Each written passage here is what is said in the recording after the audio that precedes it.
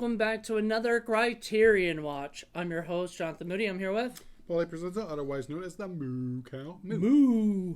Alright, so we're going to be talking about the 1955, well, sort of classic, I guess. I mean, it's not as well known, it's not as well talked about today as a lot of movies of that time. Kind of odd. We'll get into that, but we're gonna be talking about Night of the Night of the Hunter, and I say it like that because it does say the Night of the Hunter instead of Night of the Hunter, which I feel like Night of the Hunter is what it would be called today. It wouldn't be the Night of the Hunter, but it does span more than one night actually. So I don't think it should technically be the Night of the Hunter because there's way more than one night. There's a lot of nights in this movie. But it's basically the first and last film that Charles Laughton ever directed. It's a film written by James McGee. I don't know how you say it. McAfee or something? No, James Agee. Agee. Agee. I don't know how you say sorry if I'm pronouncing it wrong. Not very good at that. Based on a book by Davis Grubb. And music composed and conducted by Walter Schumann. I forgot the name of the guy who did the cinematography. Stanley something Cortez or something. Stanley Cortez. Yeah, something like that. And it was wonderfully done. Acted by Robert Mitchum, and Shelley Winters gets credit second, but really she nor him are really the main focus. Are the kids, but they were like little kids who I'm sure had gone on to do other things, but John we don't know. And his stupid little sister Pearl. Yeah, John and Pearl. And so basically it starts off with John and Pearl are just two normal little kids with their mother, and their father gets into some trouble, has murdered some people, and has stolen $10,000. As you do. And and the father's Peter Graves, by the way, young Peter Graves, who I always know Peter Graves from freaking Airplane and stuff like that, but he's been in countless movies, all over the place. He was always good. You always get a good performance out of Peter Graves. Yeah. So then he basically gives the kids the money in her doll, in Pearl's doll. So hid it there. Swear not to tell anybody. Yeah, and he swore, and so she can't break that swear, And John's gonna make sure she doesn't break that swear. And so, when the guy's in prison, about to be hung, he is he sort of tells in his sleep that he took the money and that he hid the money, and his cellmate is this preacher guy who got busted for carjacking a car, but I guess he does a lot more than that. He's killed people and done some terrible things, and he's a quote unquote preacher. He's a jerky face. Yeah, he just pretends to be a preacher just to get people to believe in him. Like a lot of them. Anyway, so he ends up going and finding out where the money. He finds out that he knows that the kids gotta know where the money is or something. The family knows where. So he goes to the widowed woman who is being pushed to start dating by this woman named Icy. Icy Spoon. Icy Spoon. We're not making this up. If you have not seen the movie, these are real names. And they own an ice cream / candy store. It's called Spoons. Bumblefuck nowhere along the side of the river. It's called Spoons. When I first saw that, I did not know the last names were Spoons, and I was like, "What? Who names their fucking place Spoons?" And it was because that's their last name. So they own this, place. I think she works there, right, or something. Yeah, she works there, and so does Walt, her husband, and he calls her mother. Oh God, yeah. We first hear that, and we don't even know who these people are. You are like, why are they taking care of the children? Who are these people? Right? So they were taking care of John and Pearl, sort of, when the mom was working or doing stuff or whatever. The mom, I believe, worked there at the Spoons place. That's why they know her. Right. And stuff. So she ends up, they end up meeting this preacher guy who claims to know the father, and, when they were hunting, when they would go hunting and stuff like that. So he sort of makes up these different things, stories to try to get them to talk a little bit. And they sort of, John is an idiot from the very beginning. Kind of accidentally blurts out that he's not telling them he's not telling them anything. And so now he already knows. Okay, kid knows where probably the money is. So let me go hound the kid. So they get married like a day later, and I'm like, thanks, Icy. I'm like, I've seen this a lot in these kind of movies. Hitchcock does it where they do that a lot, I'm like, I get kind of tired of that. Like, I don't like that because it doesn't feel realistic at all. It's too obvious to move the narrative along. Yeah, well, it's too. You have to go quickly because you can't just show a bunch of dissolves, right? Of time passage. It's kind of boring. Right. Anyway, so they kind of to move the story along, they get married, but he is very, speaking of Icy, he's very cold to her, and kind of tells her they're not allowed to have sex, they're not allowed to do anything on their honeymoon. Because he's some kind of weird, twisted Christian wannabe. I don't think he is. No, he does. He perverts everything. I think he's pretending to be. He uses it all to his own means, and he does it so he can get past all these hayseeds that, because they're all kind of like these broad stereotypes of rural people who believe anything as long as you say amen or Jesus. All of a sudden, you're in. That's all you have to say. Yeah.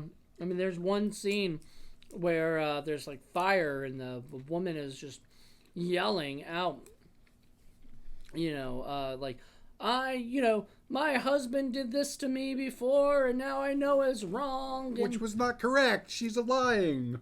Right. And he bought this money and now we threw it in the river. Because that's what we, and I'm like, throw it in the river. Amen. Woohoo. No, like, what does it mean? I don't know. Anyway, it doesn't mean anything. It just means she's being manipulated and controlled by this preacher guy who's not really a preacher. So, anyway, so he gets, she starts to notice, like, he's getting really, like, rough with the kids, and he's getting, and he's wanting that money. So she starts noticing that and kind of tells him, you want that money, don't you? And so that means bye-bye Willa, which is her name.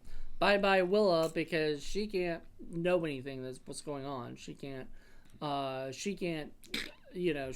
that he's taking the $10,000. And that was a great shot, actually. Her body in the car underwater with the flowing sea or reeds, I guess, and her hair just floating. That was a great shot. There's a number of really great shots in this film. We'll get into that. That's the strength of this movie. That'll be a whole different section in our thing. Because the narrative is weird. Narrative is weird. I'm not gonna lie. So speaking of the narrative being weird, so then we come back to the kids. The kids are hiding. Well, first of all, they run away. Before they run away and hide and then run away. What happens is, like, he goes down and kind of tells Icy and Walt, the two spoons. Because they're dumb and they believe him. Two spoons. He tells the two spoons they're that... dim as a couple spoons. Yeah. So he tells the two spoons that that she's run away and that, in the middle of the night, and...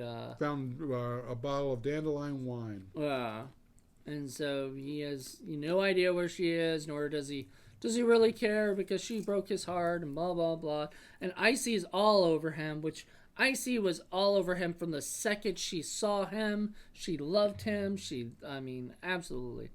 So then, so basically Icy and Walt believe him. He comes home and we were like thinking, like, why didn't they run away while he was over at the Spoons house, or whatever at their place, at their I guess their ice cream shop or whatever that they were working at. Like, they could have ran away because that would have been the perfect time. But of course, we have to have like some more scenes of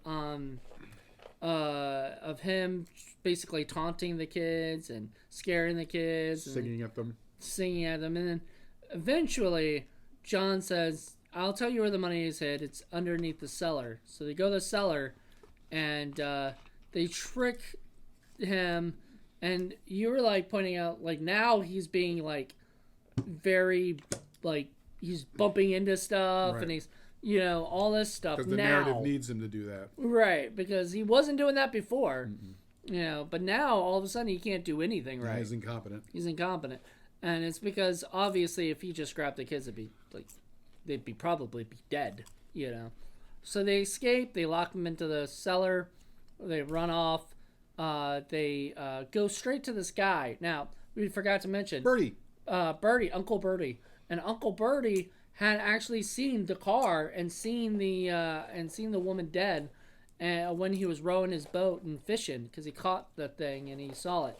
Which I was telling Paul, I was like, wait, you didn't just notice that when he was big? Because you could obviously, it was too shallow water. You could see where, see him down there. Unfortunately, Uncle Bertie is a bit of a yeah. So that's his problem. And he's afraid to tell the police what had happened, because he's afraid that they're not going to believe him and they're going to think that he is the one that actually killed her, which doesn't make any sense to me, but whatever. You told the police that you found a dead body? Clearly it must be you. Well, I mean, it could, like a lot of killers probably would call the police and say it wasn't them. But the thing is, or they try to get away with it. There's no evidence that he did it, other than the fact that he found them, found her. So like, there's no, you know what I mean? Like, they'd have to have more evidence than that. They'd have to have like some kind of proof that he actually was the one who. Any of those people wanted any evidence of anything. You saw that weird mob, Frankenstein mob. Of course, nothing happens with it. It just vanishes. Yeah. Oh, it was there for a point, I guess. And I don't even know what the point was, because we'll get into that. So the kids start, figure out they need to get into their rowboat and start rowing away, and they go. John does. Pearl's just a lump. Pearl's just doing whatever John tells him to do, and slowly. And so at one point they had to like get through the mud, and they hear the preacher coming for him. I mean, I was shocked, because I'm like, this motherfucker is relentless. He wants that money really badly. Yep. He will do anything to get it. Except like work honestly. Right. Well, I mean, he'll do anything he can to get that money.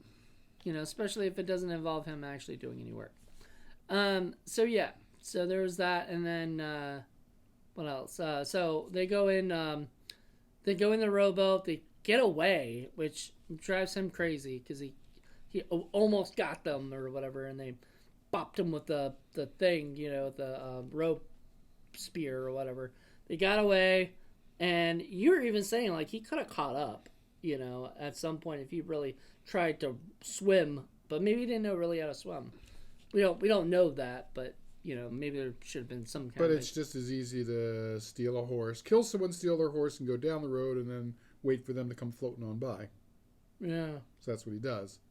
Kind of does. He kind of becomes friends with all these other, I guess, I don't know if they were hunters or whatever they were, but they were like with him with the preaching and stuff. And, that were the peach pickers. Yeah. So he was there with them and like a little teeny tiny area, and then, but that was a little later. And he's checking out all the farms on the rivers. He's just looking out to see where these kids might end up, and so for a while they're just rowing and they're just sleeping and they're just relaxing, and then eventually they gotta eat and they gotta.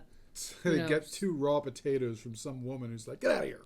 Yeah, the woman's like, hey little kids, where's your mommy and daddy? Like, we don't have one. Well, get out of here. Yeah. So this is set in the Depression. So 1920s and in the rural America. So nobody has anything. So or they say a reckon and yonder. Yeah. And, oh Lord. All that fun old school language. Yeah, it's very stereotypical. I know, but I liked it. I didn't mind that. And then they finally found a farm, and there's a lady singing on the farm, which we never see the lady. There's a lot of singing in this We didn't movie. see the lady at all, but they snuck up to the barn, you know. A lot of singing. Robert Mitchum sings. Even Pearl sings. Well, she sings, but it wasn't her voice. Wasn't her voice, no. So then, I think it was Robert Mitchum's voice. It sounded like his. Singing Pearl? No. singing. He was singing Pearl in a really high voice. Yeah. Baby. That would have been funny. That would have been pretty funny if that's what we saw in the credits. But yeah, so they have that, so they go and lay in the barn where there's cows. They got to see cows. We saw a lot of wildlife. We saw owls. Turtles, we saw foxes. Turtles, bunnies. Oh, poor bunny. One of the bunnies got eaten. Well, we don't see it, thank God. But we hear it. But we hear it. And it's the worst sound I've ever heard. I was like, I don't want to hear that. So if you love animal stuff, don't watch this movie because you might be sad. There were sheeps, there were chickens, there were all kinds of critters. There's as many critters as they can, and I think that was a big part frogs. There's a frog, I think. Mm-hmm.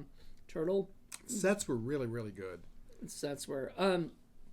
So they finally row again, and they stop at one place, and I guess they just sleep for a little bit, and then Lillian Gish comes out with a switch and is like, "Get out of that boat, or I'll get up to the house, or I'll hit you." She starts whacking them. Was that her name? Was that her real name? That's the actress, yeah. Do you know her? Yeah, Lillian Gish. She's like a old 20s. She was like a big star back then. Oh wow, didn't know that. Yeah. She was great. I loved her. Oh, yeah, she was one of my favorite characters. She was in the movie. a dish back in the day, but by the 50s, she was older.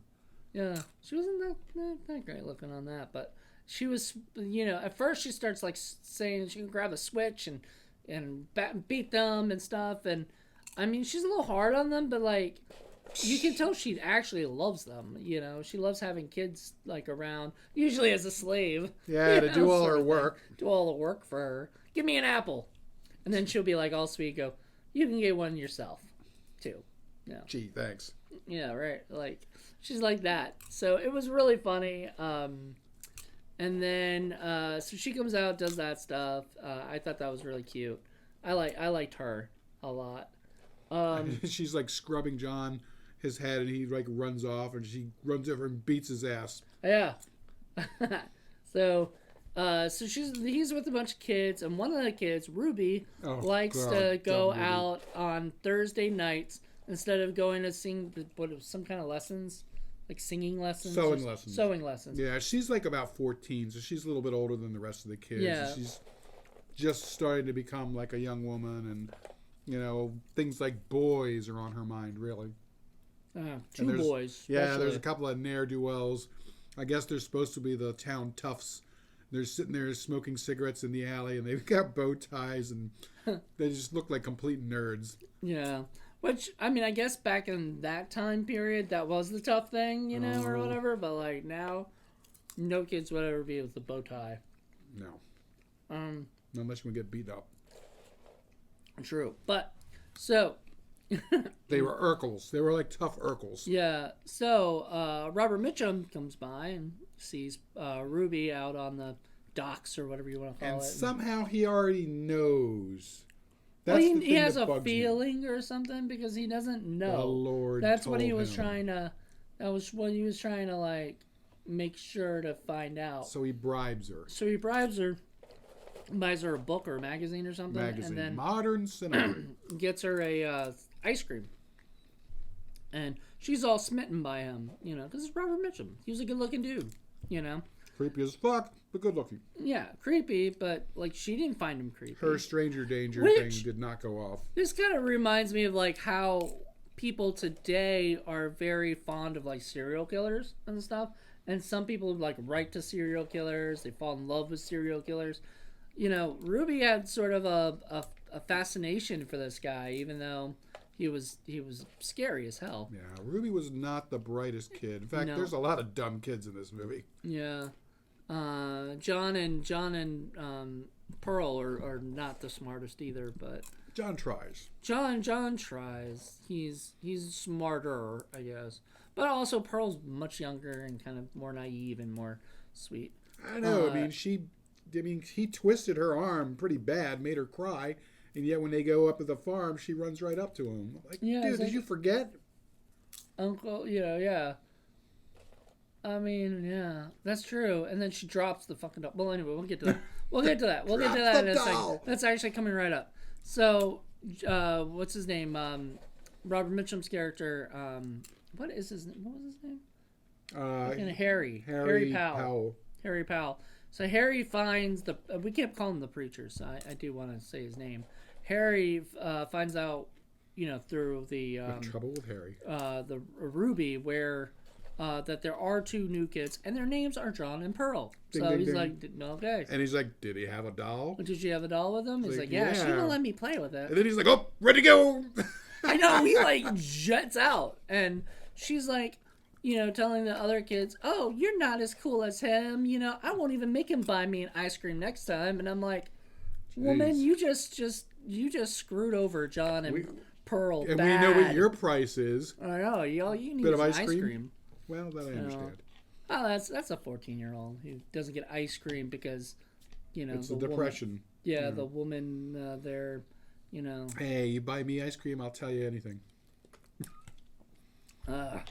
Is that how it is? That's how it is. That's how it is these days. Anyway, what else? So she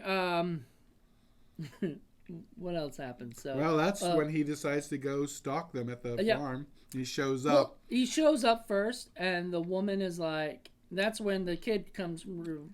Pearl runs, and she already has an idea. She already has an idea that there's something wrong with this guy. Oh yeah, the old lady, yeah. And so she's like, oh, get John and Pearl and have them come over here. We'll settle it, right?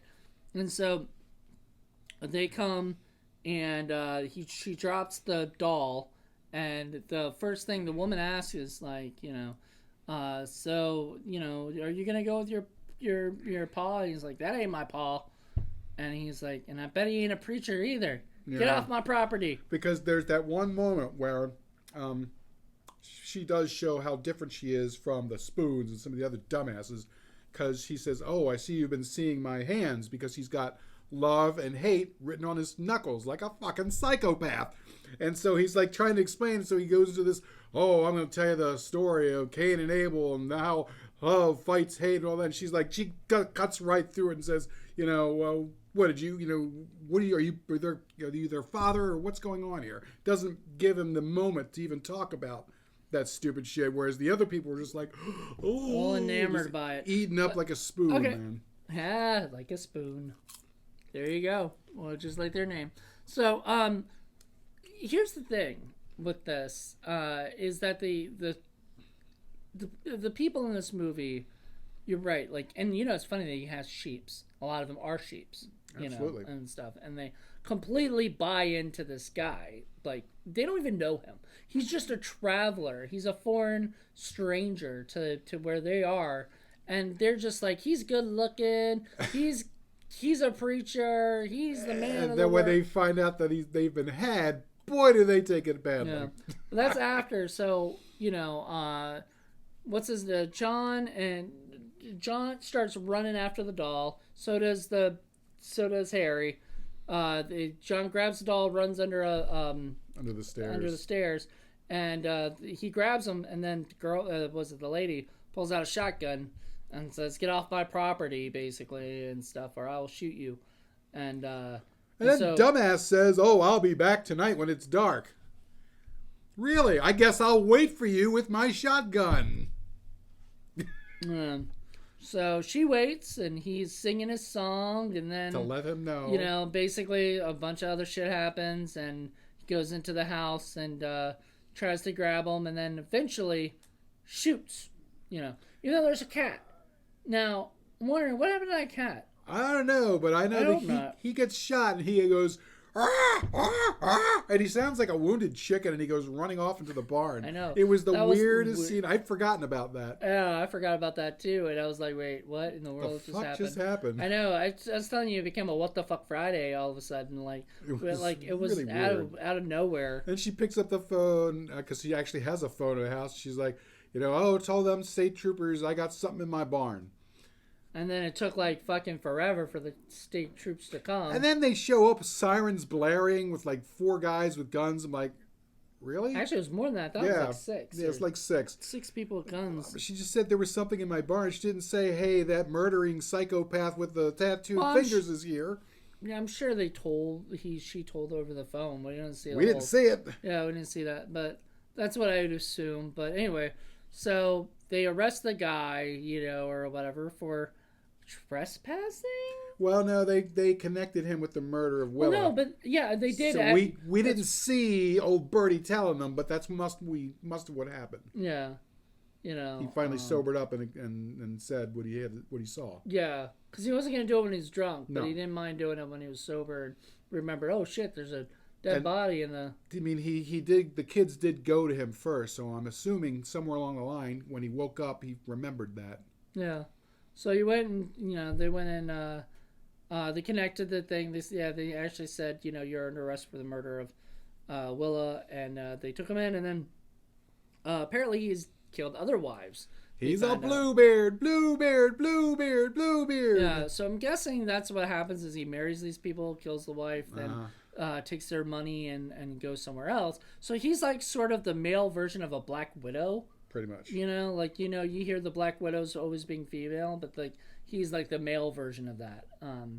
So then he goes and ends up so they end up like putting him in jail, and he's gonna get hung. This is where it gets really strange. We have some odd scenes because then, Grandma Cooper's got the kids off like having dinner somewhere, and all of a sudden the mob bursts in. It's like, there's those kids that the guy was after, and blah blah blah blah, and basically chased them off.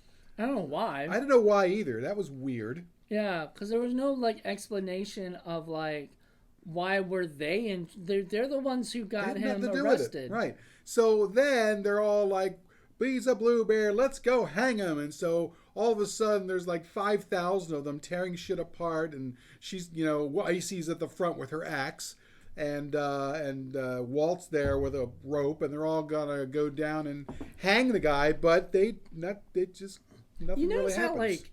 How easily switched they are. Mm-hmm. Like they're so enamored by this guy, but then the second they hear he killed them, boom, now all of a sudden we're on the opposite side. Right, right. There's no like middle direction. There's no like, damn man, we could have been killed. Man, were we stupid? Were we stupid to believe this guy? That kind of thing, which would happen probably nowadays. But it's literally one or the other. It's like we either love this guy because we think he's the next Jesus Christ, or we hate this guy because we think he's the devil. We love him because he told us a story about his stupid knuckles. Which I'm sure he got in prison. Yeah. Because that's a lot of prison stuff when you get those. But it's just weird, the whole ending, because, the mob goes to the place where the jail is, where he is, and you see the cops taking him out, and that's it. Nothing happens. And then you cut back to the farm, and it's Christmas time, and then she tells them about their gifts, and John steals an apple and presents it to her. It's her apple, and that's his gift. Right. And, it's her apple. And then she's like, he doesn't have any money.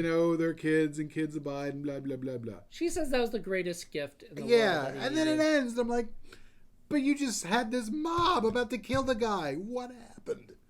It didn't matter. I guess not. It's just like most of this movie, like a lot of it didn't matter, We even noticed that like a lot of it is just like, you were saying, like one scene would lead to another. It just didn't. Like, we didn't need that scene. What was with that scene? Yeah, some of the editing is a little odd. Yeah. It made some odd narrative choices, but there was a lot of really good shots. They made really good use of sets and some flats. I gotta imagine that some of that river scene was definitely created because it just looked... It almost looked like it was a stage show. Mm-hmm. It was very interesting, very intimate, very contrived, but in a good way, It looked really good, and the cinematography was amazing. Was top notch. The use of shadows, acting was amazing. Oh god, let's talk about that. Yeah. There were some great shots. Like the first one we noticed, I guess, was when they were in bed talking to each other, and then all of a sudden you see the like shadow of him. And he's outside under the gaslight. Yeah, which you said was very reminiscent of like Exorcist The later. Exorcist, where the priest is under the light. Yeah. Which I'm wondering if the Exorcist, like William Friedkin was like a big fan of this movie necessarily, and wanted to sort of homage that, which is so funny because like everybody thinks of that movie and thinks of that scene and everything, and they always I think they think it's like original, whereas you look at this and you're like, oh shit, it wasn't, some things always come before. There really is no original stuff at this point. I don't know. This movie had those shots. I don't remember anything before 1955 that had that kind of like shot like that. You look at some of the early F. Murnau movies, the German ones. You'll see a lot of that too. In M, we're going to show you M. Yeah. You're going to see a lot of that there too. But it was really, really well done. And then there was another couple ones too where we were looking at it. Just the way that it was lit, plus the shadows, plus the fog, and you were like, oh, that looks like an Exorcist shot too. And yeah, there was definitely a lot of that going on, and it looked great. It did. It was a fantastic movie. Like, I really had a fun time rewatching it, and like the fun part about it is I totally forgot about a lot of this stuff. Yeah, I kind of forgot about some of it too. It's been a while since I watched it. Me too, and I watched it with one of our mutual friends, and we were just like, oh my god, this was intense. It was crazy.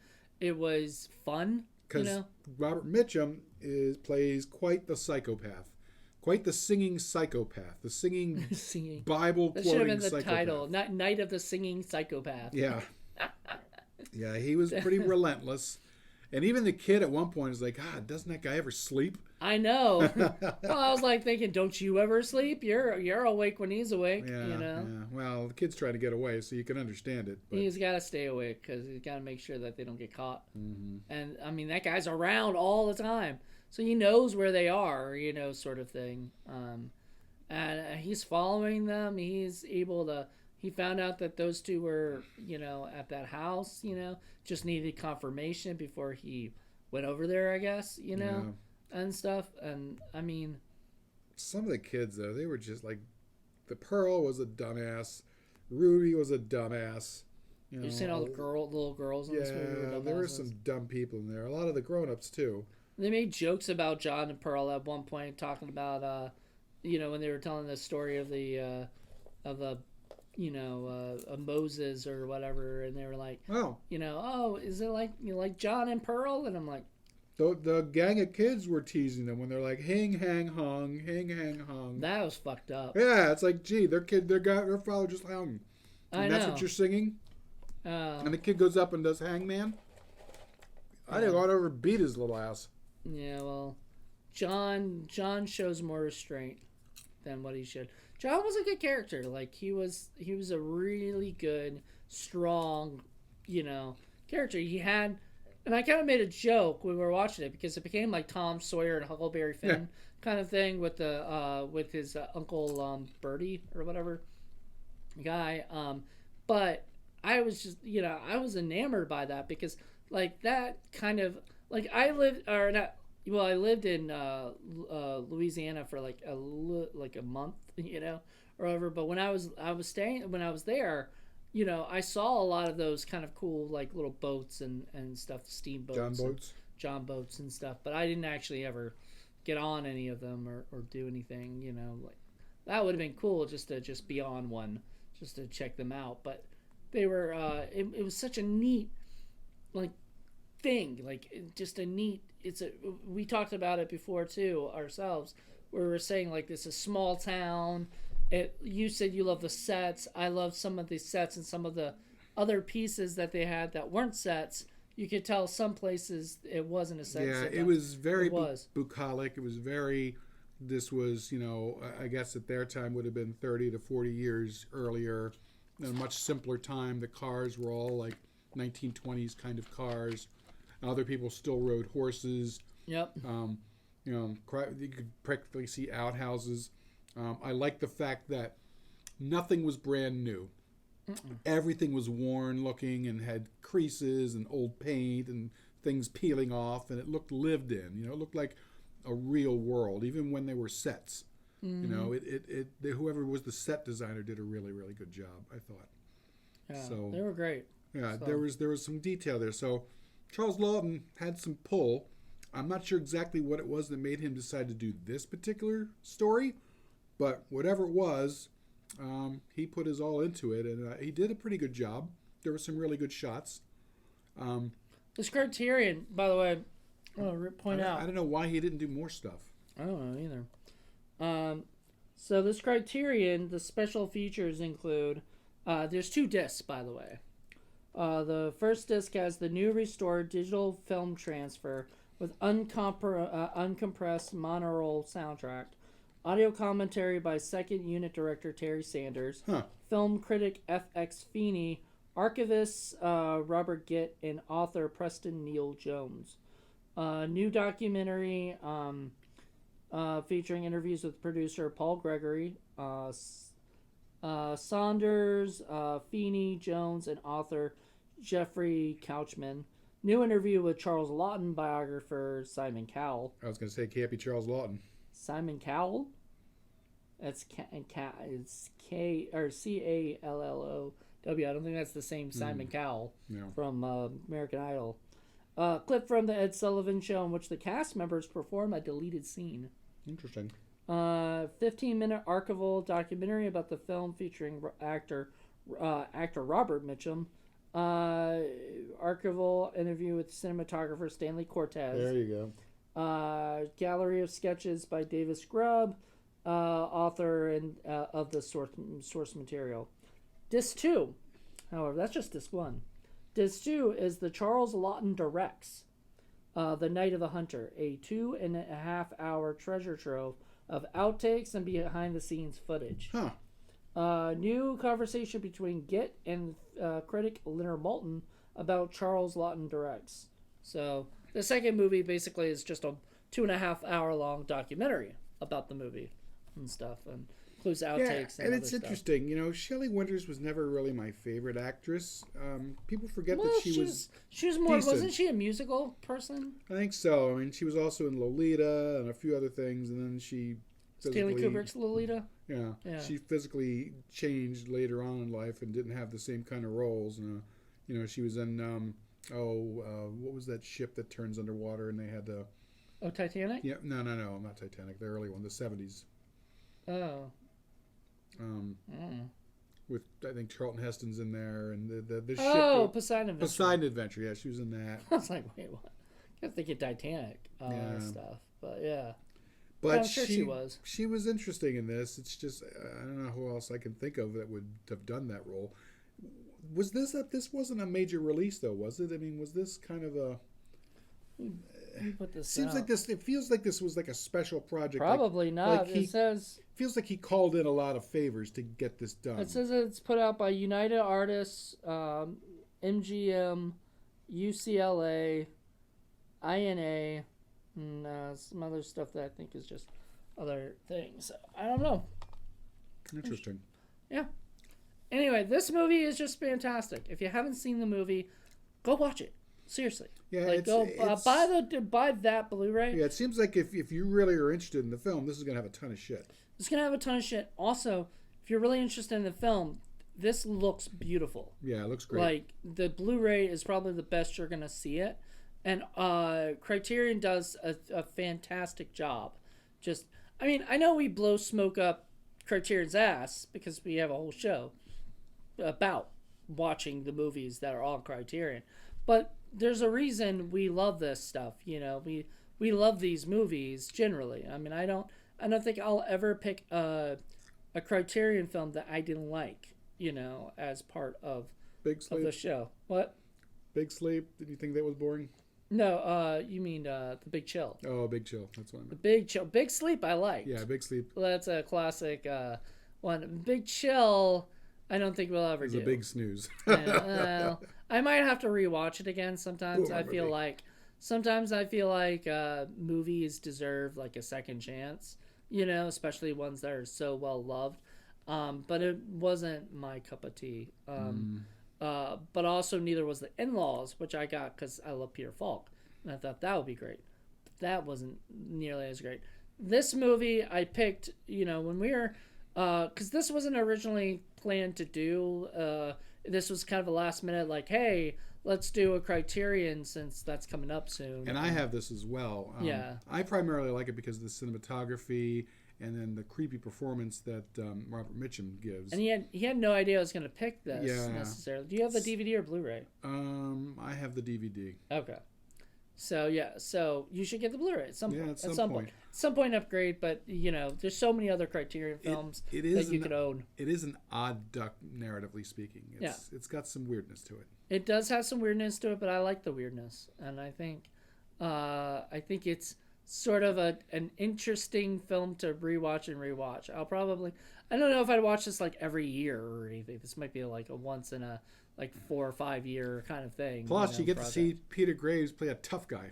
I know, which was cool. Yeah, and he was so young looking. It was crazy, but you could tell it was Peter Graves, and I was that's awesome.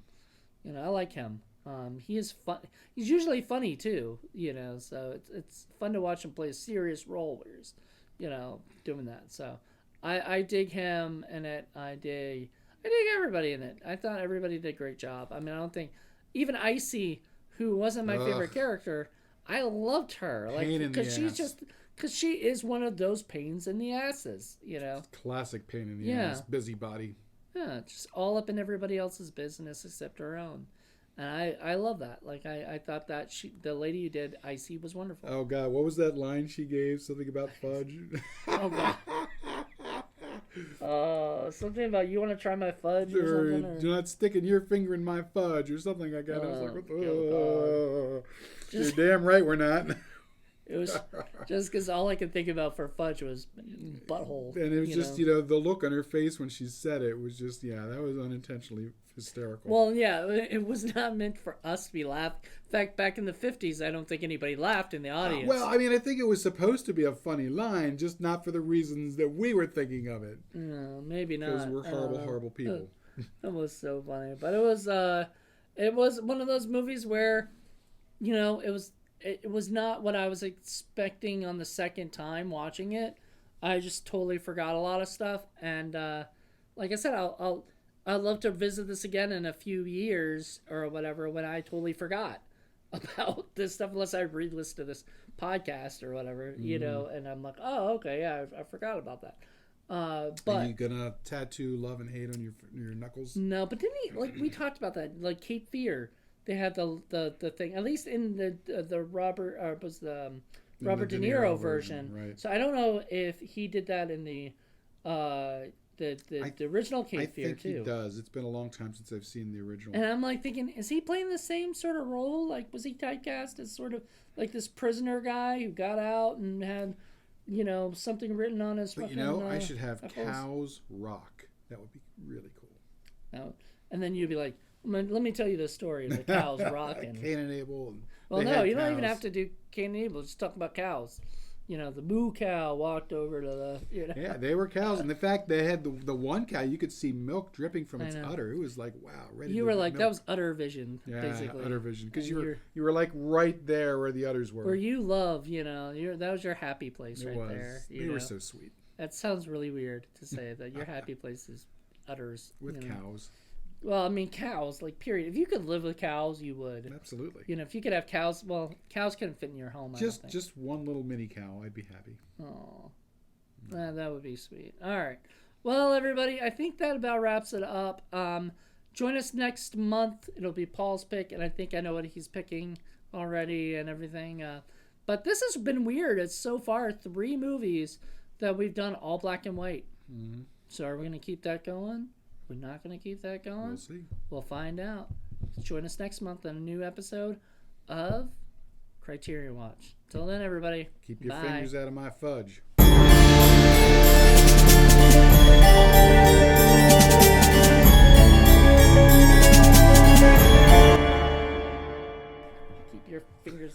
my fingers out of your fudge for real. So weird, mother.